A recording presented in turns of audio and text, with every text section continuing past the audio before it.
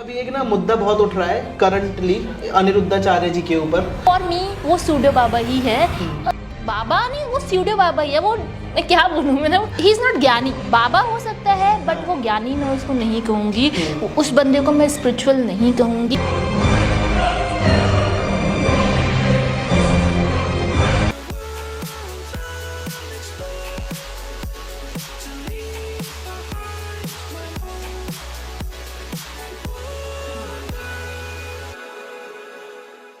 So hello everyone, मेरा नाम है आयुष राय और मैं हूँ टॉक विद फील का फाउंडर। तो जैसा कि आप सभी लोग जानते हैं कि हमारे पॉडकास्ट में काफ़ी नए लोग आए, बिजनेसमैन, एस्ट्रोलॉजर, न्यूमरोलॉजर एंड काफ़ी और नए लोगों से हम मिल रहे हैं। बट अच्छा जब लगता है जब कोई ऐसा व्यक्ति आए हमारे पॉडकास्ट में जो हमारे ओपन माइक से आए, क्योंकि ओपन माइक में जितने भी लोगों से हम मिलते हैं उनसे एक कनेक्शन होता है ऑफ कोर्स, क्योंकि उनसे हम पहले से मिले होते हैं। तो आज जिनसे मैं आपको मिलाने वाला हूँ वो एक टीचर है और उसके साथ साथ एक राइटर भी हैं जो बहुत ही अच्छा पढ़ती हैं, बहुत ही अच्छा लिखती हैं और हम उन्हें पहले से भी जानते हैं ऑफ कोर्स। तो आपको बहुत अच्छा लगेगा उनका पॉडकास्ट, उनको सुनकर, उनकी बातें सुनकर। Of course knowledge plus poetry वाला पार्ट दिखेगा आपको, जो बहुत ही अच्छा लगता है हमें भी, हमारी ऑडियंस को भी और आपको भी। So let's invite Sonia Gautam. The writer name is Shubhi, है ना? तो वाई शुभी? शुभी लाइक मैंने किसी को अपना गलत नाम बताया था। अच्छा। लाइक होता है तो मैंने उसे बताया था अपना नाम, लाइक कुछ बताया था शोभी का काइंड ऑफ, तो उसने मुझे शुभी कर दिया और वो शुभी फिर शुभी ही रह गई। मतलब शुभी मेरे को भी अच्छा लगा नाम, तो मैंने बस शुभी के नाम से लिखना शुरू कर दिया। तो आपको पसंद है नाम ये वाला? हाँ। अच्छा, तो वाई पोएट्री? पोइट्री मैं लिखती हूँ खुद को एक्सप्रेस करने के लिए। मैं इसके पीछे स्टोरी तो नहीं कहूँगी, रियल लाइफ एग्जाम्पल है। मैं स्कूल में थी, I was in 9th class, 13 years old। तो मैंने लिखना शुरू किया। मतलब मेरे को ना हमेशा से ऐसा माहौल नहीं मिला कि जहाँ मैं कनेक्ट कर पाऊँ लोगों से। ना इंट्रोवर्ट काइंड ऑफ पर्सनालिटी रही हूँ मैं, और आसपास जो माहौल मिला वो माहौल भी ऐसा नहीं मिला कि जहाँ हम खुल के बात कर पाएँ किसी से। तो जस्ट अपने दबे हुए इमोशंस को, एक टीनेजर 13 साल का बच्चा क्या होता है, तो उस टाइम पे नए नए इमोशंस आ रहे थे, बहुत सारी दुनिया को मैं अपनी एक नए तरीके से देख रही थी, नए नज़रिए से देख रही थी। तो अभी हो क्या रहा था मेरे साथ मुझे नहीं पता, तो आई चूज़ टू राइट। मैंने लिखना शुरू किया और मेरी जो पहली कविता थी वो आई थिंक वो ये थी कि ज़िंदगी के से शुरू थी कि ज़िंदगी क्या है। लाइक बहुत अच्छा सा मेरा टाइटल ही उसका ज़िंदगी का था, और आज भी उस टाइटल को जी रहे हैं, आज भी ज़िंदगी को जी रहे हैं। और इसके पीछे एक स्टोरी ये भी है, मैं स्कूल में ही थी, आई थिंक एक कविता है राजेश जोशी जी की। अच्छा। बच्चे काम पर जा रहे हैं। वो कविता इतनी सिंपल, इतनी सरल भाषा में लिखी हुई है, उसे पढ़ के मुझे लगा यार मैं क्यों नहीं लिख सकती। तो एक ये भी कहानी है कि वो राजेश जोशी जी की बच्चे काम पर जा रहे हैं पढ़ के कहीं अंदर से एक इंसाइट आया कि मुझे लिखना चाहिए। और दूसरा ये कि कोई बात करने के लिए नहीं था, दोस्त ज़्यादा कुछ खास नहीं थे, तो बस अपने जज्बातों को या खुद से मिलने के लिए मैंने कलम को उठाया। बढ़िया। तो मैम, जैसा कि आपने बताया कि आपने पोइट्री की शुरुआत करी थी राजेश जोशी की जी एक कविता सुनकर जिसका नाम था बच्चे काम पे जा रहे हैं, है ना? मेरे स्कूल की, मुझे भी याद है, हिंदी की टेक्स्ट बुक, हिंदी की पाठ्य पुस्तिका में, टेक्स्ट बुक में, yes, Rajesh Joshi I think 9th class में है या 7th क्लास में है, मुझे इतना ध्यान नहीं है। मुझे आज भी याद है कि वो सबसे आखिर में वो कविता है बच्चे काम पर जा रहे हैं। तो कुछ अगर हमें 2 लाइन सुनाने को मिल जाए तो बच्चे काम पे जा रहे हैं, क्योंकि सुनकर ही ऐसा लग रहा है कि बहुत ही इंपॉर्टेंट लाइन्स होंगी। जी बिल्कुल। तो कोहरे से ढकी सड़क पर बच्चे काम पर जा रहे हैं, सुबह सुबह बच्चे काम पर जा रहे हैं। हमारे समय की सबसे भयानक पंक्ति है यह। भयानक है, इसे विवरण की तरह लिखा जाना चाहिए, इसे सवाल की तरह। काम पर क्यों जा रहे हैं बच्चे? क्या अंतरिक्ष में गिर गई हैं सारी गेंदें? क्या दीमकों ने खा लिया है सारी रंग बिरंगी किताबों को? क्या काले पहाड़ के नीचे दब गए हैं सारे खिलौने? क्या किसी भूकंप में ढह गई हैं सारी मदरसों की इमारतें? तो इस तरह से उनकी कविता थी। ये चंद लाइनें मैंने सुनाई आपको, सुनकर ही काफ़ी अच्छा तो ये पढ़ के इन पंक्तियों ने दिल को छुआ और बच्चों से जुड़ी हुई थी ये। और बच्चे, हम स्कूल में थे और बच्चे काम पर जा रहे हैं, ये पढ़ के, ये सुन के थोड़ा सा दिल को अजीब सा लगा। और इसकी भाषा इतनी सरल थी कि मुझे लगा कि मैं भी लिख सकती हूँ। Of course. तो कितने सालों से लिख रहे हो आप? 15-16 साल। 15-16 साल से लिख रहे हो आप? बिल्कुल। वाह। और कुछ ऐसा पोइट्री में आपको एक एक्सट्रीम पॉइंट पे जाके लगा हो कि यार अब लिखना सफल हो रहा है, कोई ऐसा पॉइंट आया था अभी तक? सफल तो एग्जैक्टली नहीं कहूँगी कि सब, मतलब मुझे ऐसा लगता है मेरी ज़िंदगी जीने का नज़रिया बहुत अलग है कि मैं हर दिन को जी रही हूँ, मैं अपना हर दिन सफल बनाती जा रही हूँ, चाहे कुछ भी हो, बीट हाई और लो, मेरा हर दिन सफल है। हाँ, अभी क्या कहते हैं, मेरी एक बुक पब्लिश हुई दिसंबर 2024 में, थी वो को ऑथर्स के साथ, बहुत सारे और भी ऑथर्स थे उसमें, मांडा पब्लिशर्स के साथ, कुछ लिखा है के नाम से भाग दो।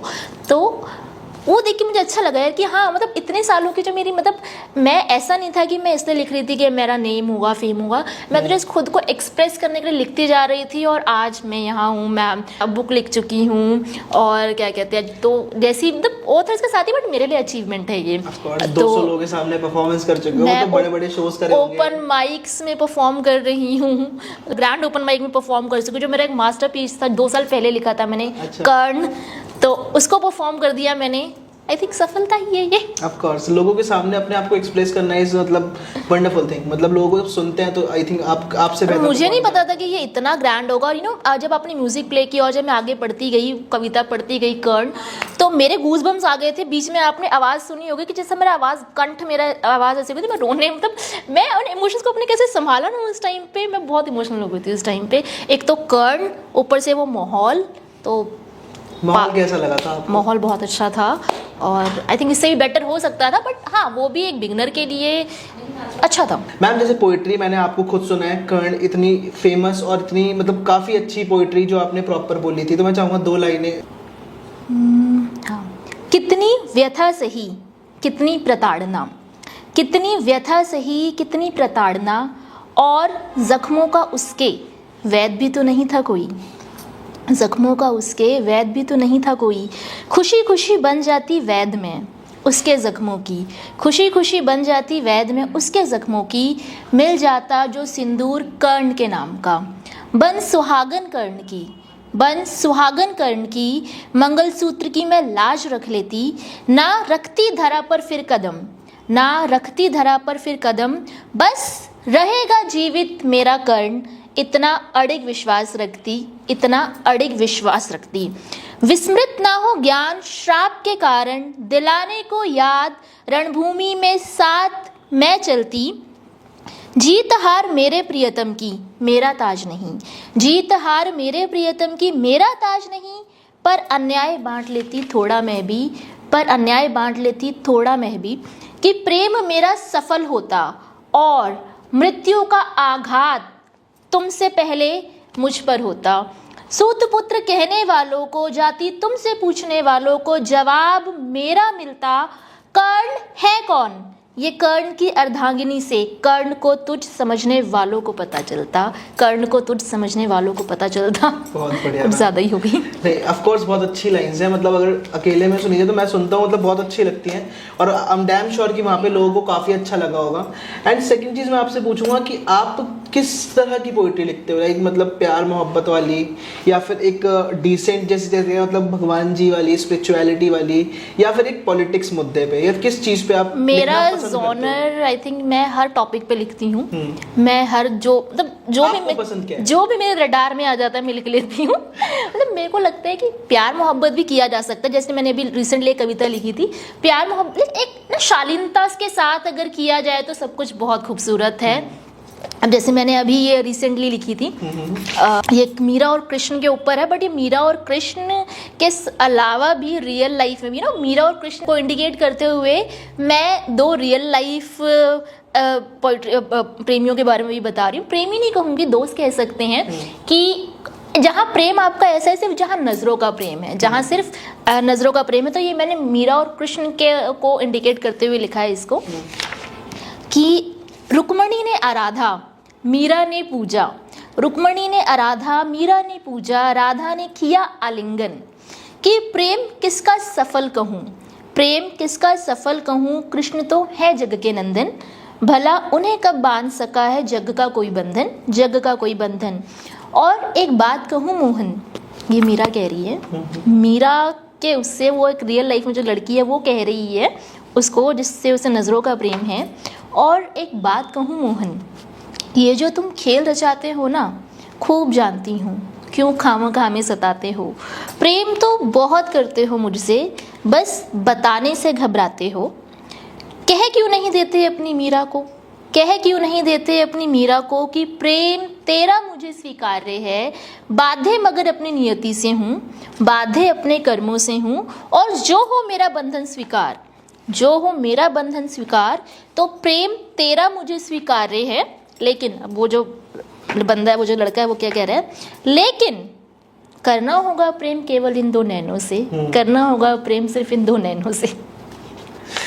तो इन जेन जीज के ज़माने में जहाँ सिचुएशनशिप, हुकअप एंड लोग लिव इन, पता नहीं कहाँ से कहाँ पहुँच गए हैं। I am still old school and still spirituality वाला लव, वो 90s वाला लव। तो मतलब हर तरह मेरा जॉनर हर तरह का है, मैं हर तरह के टॉपिक पे लिखती हूँ। तो जैसा कि मैंने सुना, ये प्रॉपर एक बहुत अच्छी और डीपली लाइंस थी। तो क्या आप सिंगल हो? या मैं सिंगल हूँ। क्यों? आपकी बातों से लग रहा है कि आपको एक जीवन साथी मिल जाना चाहिए, क्योंकि इस तरीके से ऑफ कोर्स जिस तरीके से आप लिख रहे हो तो आप समझते हो सामने वाले को शायद ना। आई थिंक मैं अपने आप को ओल्ड स्कूल कह रही हूँ, 90s बॉर्न हुआ है, 96 बॉर्न। तो हमारी जो प्रेम की परिभाषा है ना यार, वो आजकल कहीं ना मैच नहीं हो रही है। हमारी जो उल्टा लड़के डरे हुए ना, लड़के डरे हुए यार। देखो अब ये बात तो देखो ऐसी है कि लड़कियों पे या फीमेल्स आज तक डोमिनेटेड रही हैं, आज तक डोमिनेटेड रही हैं। कितने केसेस हैं यूपी बिहार में आज भी डोमिनेटेड है। मैं सिर्फ पर्टिकुलर यूपी बिहार नहीं कह रही हूँ, इंडिया में, इंडिया से बाहर भी लड़कियां हमेशा डोमिनेटेड रही हैं, और कितने ही केसेस आए हैं, ठीक है ना। और आज 4 केसेस आ गए हैं तो लड़के डरे हुए हैं, सिर्फ 4 केसेस में, ऐसा नहीं है। और अगर जब मैं जैसे अपने पुरुष दोस्तों से बात करती हूँ, या हम सब ग्रुप में एक बात करते हैं, सेम एज के लोग बात करते हैं, कंक्लूजन यही, जैसे मैं साइकोलॉजिस्ट भी हूँ, साइकोलॉजी स्टूडेंट भी हूँ, तो कंक्लूजन यही निकल कर आता है कि इट्स नॉट अबाउट जेंडर। ये आप स्त्री हैं, पुरुष है, मेल है, फीमेल है, उसके ऊपर नहीं है। इट्स अबाउट कि यार गलत माइंडसेट वाले लोग दोनों ही जेंडर्स में हैं। इट्स अबाउट कि माइंडसेट, कि आपका माइंडसेट क्या है, आप किस तरह की परवरिश हुई है आपकी, या आप किस तरह के विचार हैं आपके। जेंडर से, क्राइम का कोई जेंडर नहीं होता। मैं एक बात कहना चाहूँगी, क्राइम का कोई जेंडर नहीं होता। क्राइम होता है, फिर चाहे वो इंसान के साथ हो, फिर चाहे वो किसी ह्यूमन के साथ, किसी एनिमल के साथ हो, या नेचर के साथ हो। Crime is crime. Of course, जैसे कि आपने बताया कि ऑफ कोर्स लड़कियों के साथ पहले, अभी भी होता होगा शायद, कुछ टाइम पे पता नहीं चलता, बिल्कुल होता है। ऑफ कोर्स, बट आपको नहीं लगता कि अब कहीं ना कहीं मतलब लड़कियों को लेके जो लॉज आ रहे हैं, जो मतलब सुनवाई होती है, तो क्या आपको नहीं लगता कि लड़कियां भी फायदा उठा रही हैं इन चीजों? देखो, फायदा उठाने वाली बात से मैं बिल्कुल अग्री हूँ। और देखो, कोई भी लॉ बनता है, इट्स नॉट कि लड़कियों वाला लॉ जो ये वाले लॉज हैं किसी का फायदा उठ रहा है। कितने लॉज है, हर एक लॉ का फायदा गलत उठ रहा है। फायदा उठाने वाले जो एक्चुअली जो ऊपर लोग बैठे हैं ना, उनको लूप होल्स पता है। और जो, क्योंकि आजकल चीज़ें बहुत इजीली एक्सेसिबल है हर जगह। आप गूगल पे सर्च करो, आपको बॉम्ब बनाने का भी मेथड मिल जाएगा। चीज़ें बहुत इजीली बहुत एक्सेसिबल है।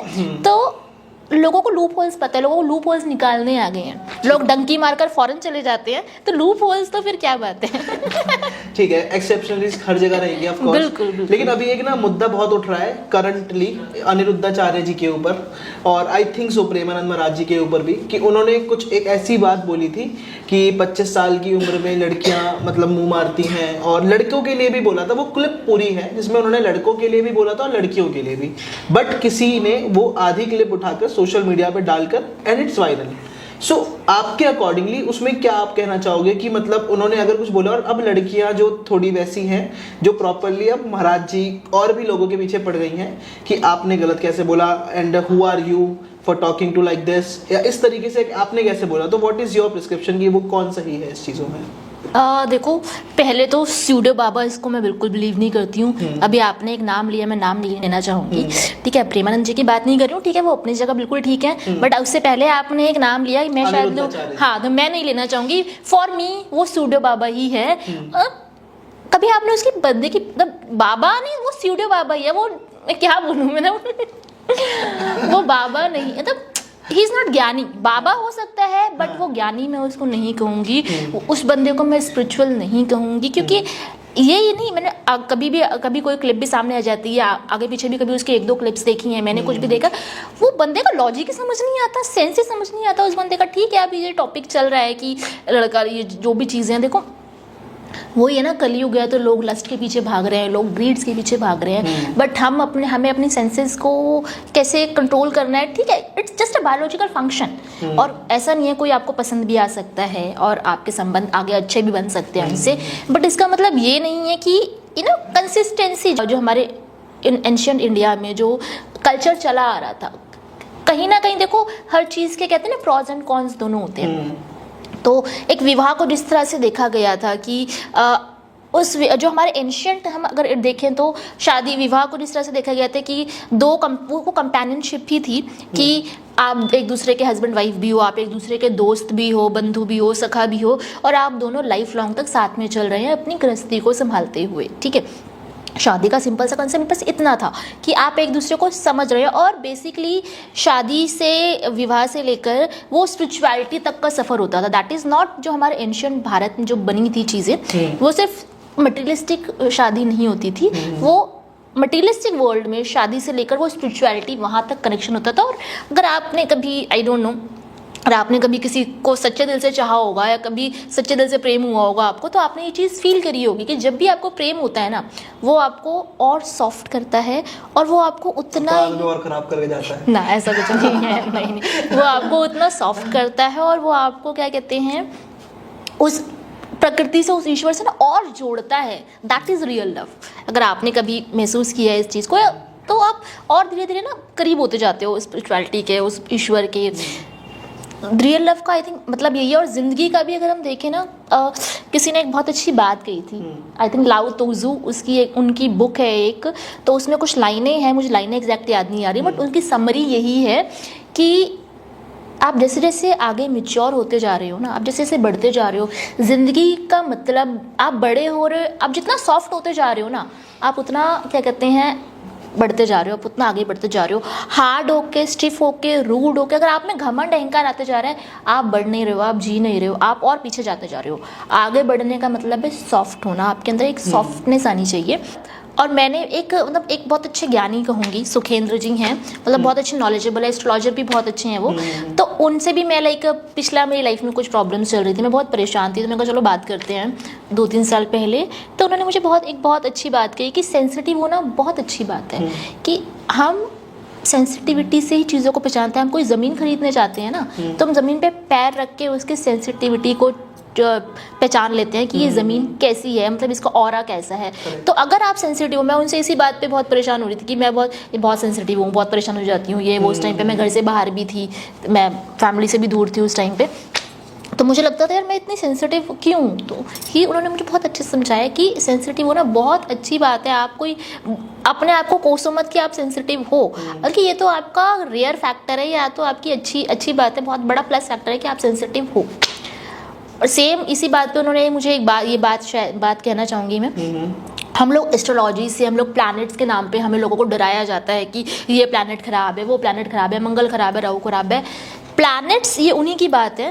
Planets are just dead energy. Planets आपके अपने आप कुछ नहीं कर रहे हैं, आप जैसा एक्ट कर रहे हो ना, आप जैसे आपके कर्माज है, इसलिए हम कर्मों की बात करते हैं, जैसे आपके कर्माज हैं, तो वो आपके कर्मों के अकॉर्डिंग आपको वो प्लैनेट आपको एनर्जी दे रहा है। ओके।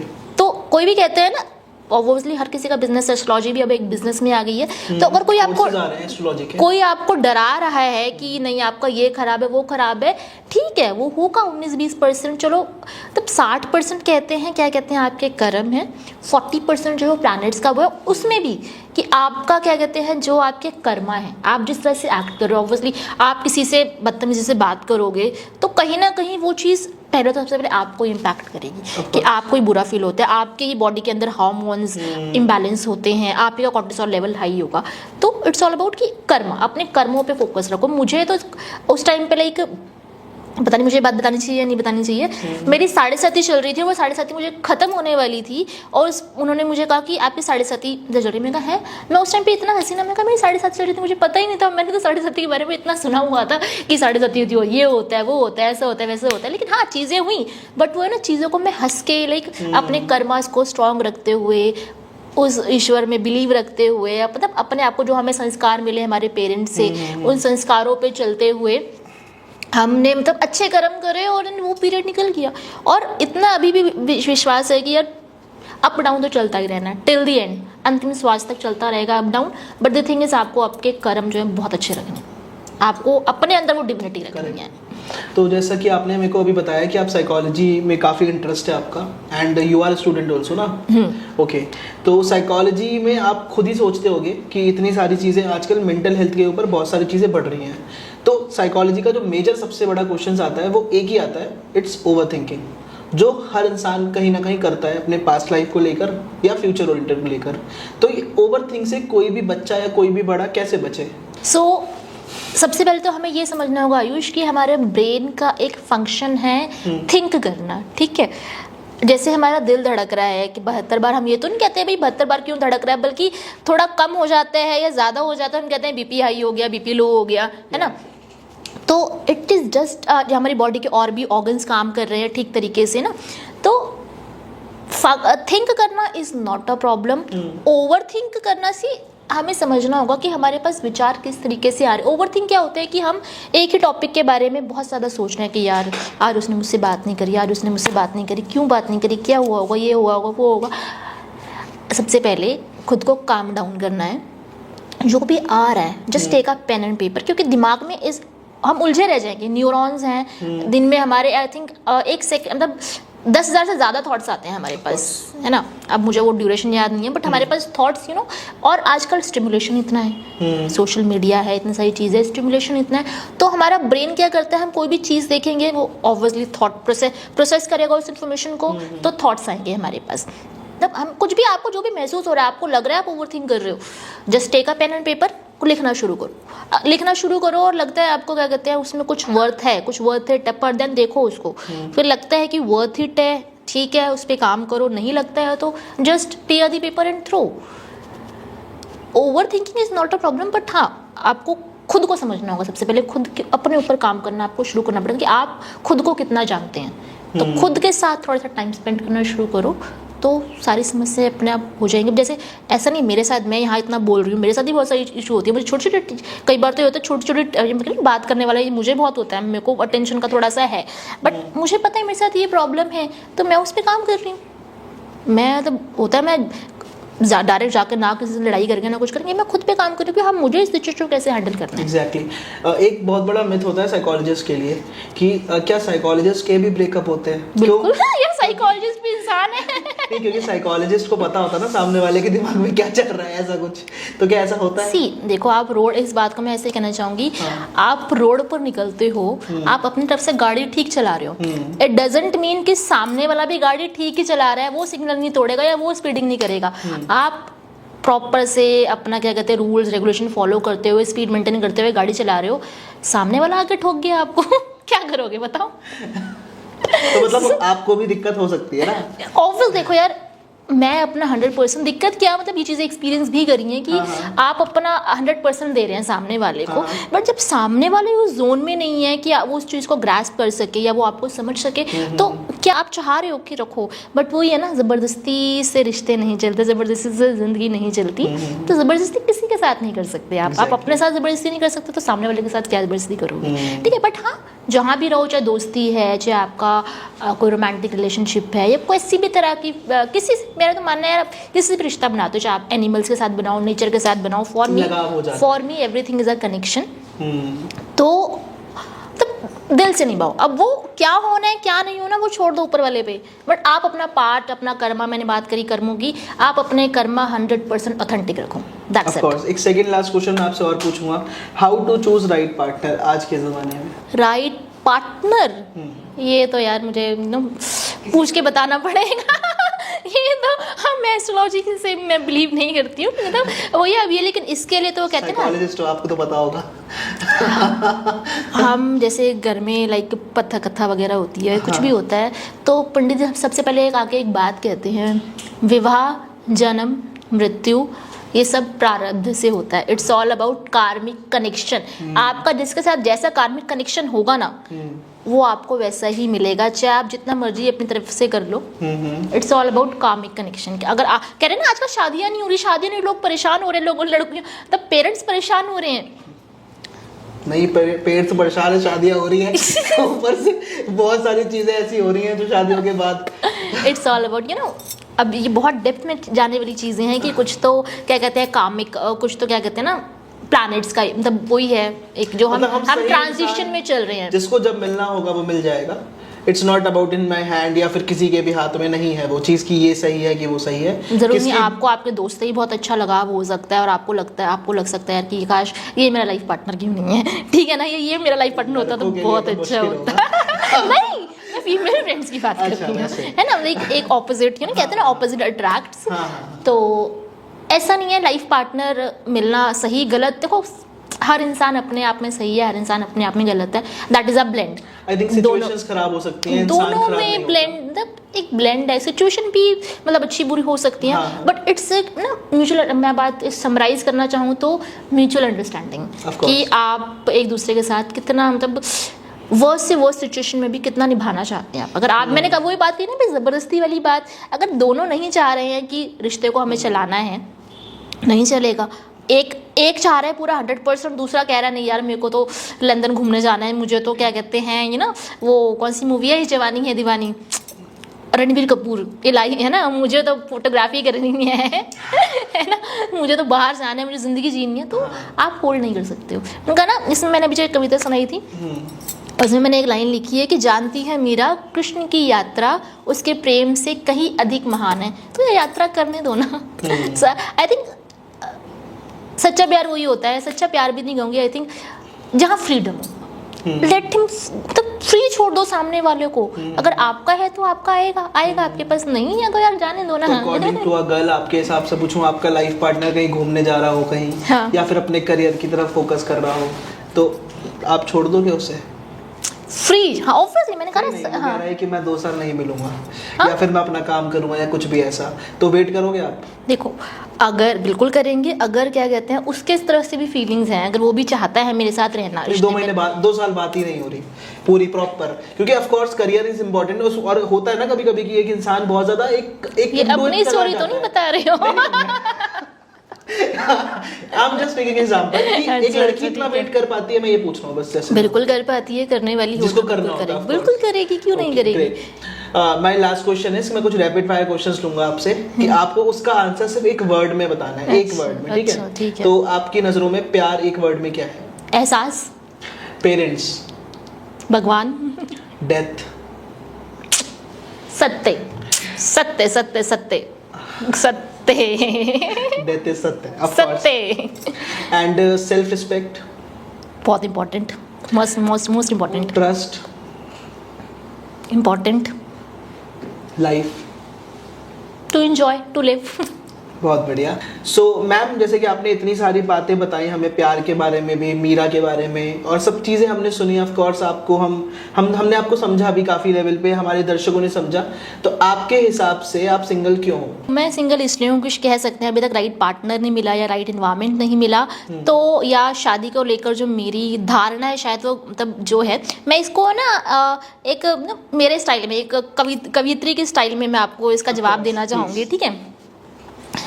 देह का व्यापार नहीं, विवाह सम्माननीय चाहिए। देह का व्यापार नहीं, विवाह सम्माननीय चाहिए। फिर कहो मरजानी तो मरजानी ही सही। कृष्णा सोबती जी का एक उपन्यास है मित्रों मरजानी। अच्छा। तो उसमें कैरेक्टर होती है मरजानी। अच्छा। तो उसे सब मरजानी कहते हैं। तो फिर कहो मरजानी तो मरजानी ही सही। इंद्र नहीं मुझे शिव चाहिए। इंद्र नहीं मुझे शिव चाहिए। कि राजन के लिए अप्सराएं बहुत, कि राजन के लिए अप्सराएं बहुत, मेरे वैरागी के लिए मैं ही एक वैरागन। मेरे वैरागी के लिए मैं ही एक वैरागन। मेरे कामदेव की कामिनी सिर्फ एक। कि मेरे प्रेम को संभालने का सामर्थ्य केवल शिव में है। मेरे प्रेम को संभालने का सामर्थ्य केवल शिव में है।